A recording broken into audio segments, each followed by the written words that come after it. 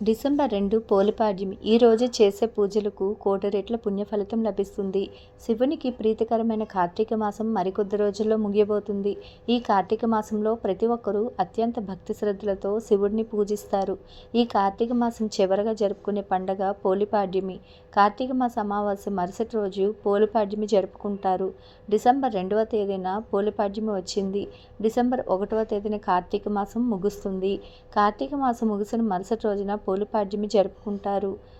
పోలిపాడ్యమి తెల్లవారుజామునే ప్రతి ఒక్కరూ నదుల్లో దీపాలు వదులుతారు. అలాగే శివాలయానికి వెళ్ళి శివునికి అభిషేకాలు చేస్తారు. అరటి తొప్పల్లో దీపాలు వెలిగించి నీటిలో వదులుతారు. ఈ పోలిపాడ్యమి రోజున 30 ఒత్తులతో దీపాలను వెలిగించాలి. పాడ్యమి రోజున 30 ఒత్తులతో దీపం వెలిగిస్తే కార్తీక మాసం నెల రోజుల పాటు శివుడికి దీపారాధన చేసినంత పుణ్య ఫలితం లభిస్తుంది. ఈ పాడ్యమి రోజున చేసే పూజలకు కోటి రెట్ల పుణ్య ఫలితం లభిస్తుంది.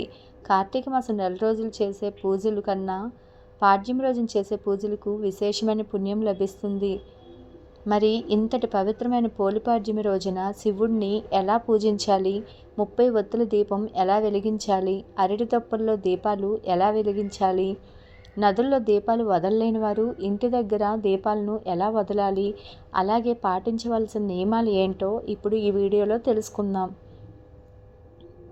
ముందుగా ఈ వీడియోకి ఒక లైక్ కొట్టి మా ఛానల్ని సబ్స్క్రైబ్ చేసుకోండి. డిసెంబర్ 1వ తేదీన ఆదివారం నాడు ఉదయం 11 గంటలకి పాడ్యమి తిథి ఏర్పడి డిసెంబర్ 2వ తేదీన సోమవారం నాడు మధ్యాహ్నం 12 గంటల వరకు పాడ్యమి తిథి ఉంటుంది. డిసెంబర్ 2వ తేదీన మాత్రమే నదుల్లో దీపాలు వదలాలి. డిసెంబర్ 2వ తేదీన సోమవారం నాడు స్త్రీలు తెల్లవారుజామునే నిద్రలేచి ఇంట్లో పూజ చేసుకోవాలి. ముందుగా ఇంట్లో శివ పూజ చేసుకోవాలి. పాడ్యమి రోజున బ్రహ్మముహూర్తంలో ఇంట్లో పూజ చేసుకుంటే శివునికి సంపూర్ణ అనుగ్రహం లభిస్తుంది. బ్రహ్మముహూర్తంలో పూజలు చేయలేని వారు ఉదయం 9 గంటలలోపు ఇంట్లో పూజ చేసుకోండి. ఇంటి గడపలకు పసుపు రాసి ఇల్లంతా పసుపు నీళ్లు చల్లుకొని శివపార్వతుల పటానికి గంధం బొట్లు పెట్టి శివుని చిత్రపటం ముందు దీపారాధన చేయాలి.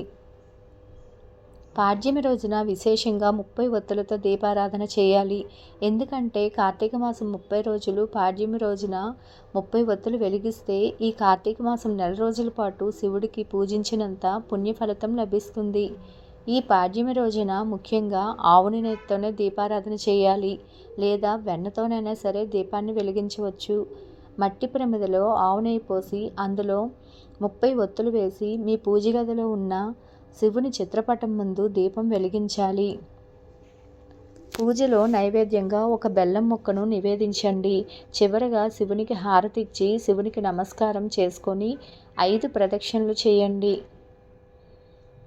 ఈ విధంగా పోలిపాడ్యమి రోజున ఉదయం సమయంలో ఇంట్లో దీపారాధన చేసుకొని ఏదైనా నది దగ్గరకు వెళ్ళి నదుల్లో దీపాలు వదలాలి. శివుని తలపై గంగాదేవి ఉంటుంది కాబట్టి ఈ పాడ్యమి రోజున నదుల్లో దీపాలను వదిలితే గంగాదేవి ఎంతో సంతోషిస్తుంది. గంగాదేవి ఆశీర్వాదం లభిస్తే శివుని ఆశీర్వాదం కూడా సులభంగా లభించినట్టే.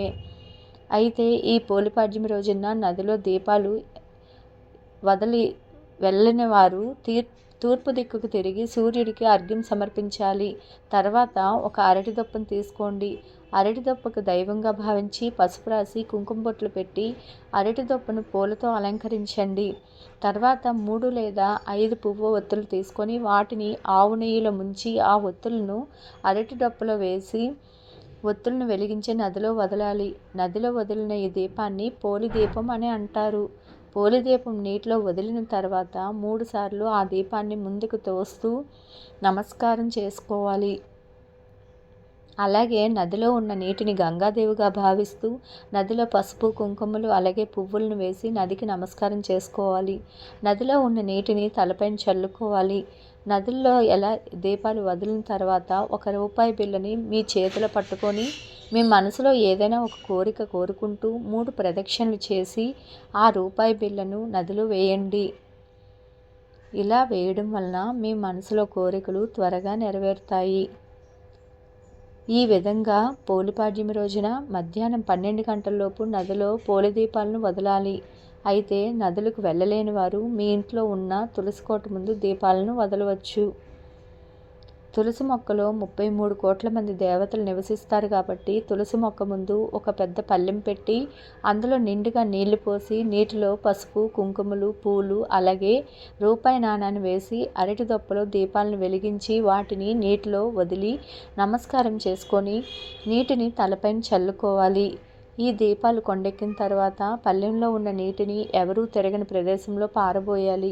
ఈ విధంగా పోలిపాడ్యమి రోజున నదుల్లో దీపాలు వెలిగించి సాయంత్రం సమయంలో శివాలయానికి వెళ్ళి శివాలయంలో ఉన్న ధ్వజస్తంభం దగ్గర ఉసిరి దీపం కానీ 365 ఒత్తులు కానీ వెలిగించి శివుడిని దర్శించుకుంటే ఈ కార్తీక మాసంలో మీరు చేసిన పూజలకు కోటి జన్మల పుణ్య ఫలితం లభించడంతో పాటు శివుని సంపూర్ణ అనుగ్రహం మీ కుటుంబంపై ఉంటుంది. అలాగే ఈ పోలిపాడ్యమి రోజున శివాలయానికి వెళ్ళిన భక్తులు శివాలయంలో ఉన్న నంది కొమ్ముల మధ్య శివుడిని దర్శించి నంది చెవిలో మీ కోరికను కోరుకుంటే మీ కోరికలు నేరుగా శివుని పాదాల చెంతకు చేరుకుంటాయి. ముఖ్యంగా ఈ పోలిపాడ్యమి రోజున ప్రతి ఒక్కరూ ఖచ్చితంగా ఉపవాసం ఉండాలి. ఈ రోజున చేసే ఉపవాసాలకు ఎంతో పుణ్యం లభిస్తుంది.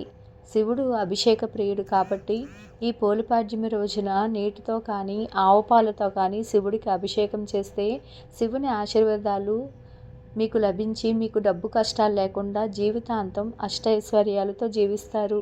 అప్పుల సమస్యలతో బాధపడేవారు ఈ పాడ్యమి రోజున రావి చెట్టు కింద ఒక నెయ్యి దీపం వెలిగిస్తే అప్పుల సమస్యలు తీరుతాయి. ఈ విధంగా పోలిపాడ్యమి నాడు దీపాలు వదలని వారు ఖచ్చితంగా పోలిపాడ్యమి కథను వినాలి. ఈ వీడియో కనుక నచ్చినట్లయితే లైక్ చేయండి, షేర్ చేయండి. అలాగే మరెన్నో తెలియని విషయాలు తెలుసుకోవాలంటే నా ఛానల్ సబ్స్క్రైబ్ చేసుకోండి. Please subscribe.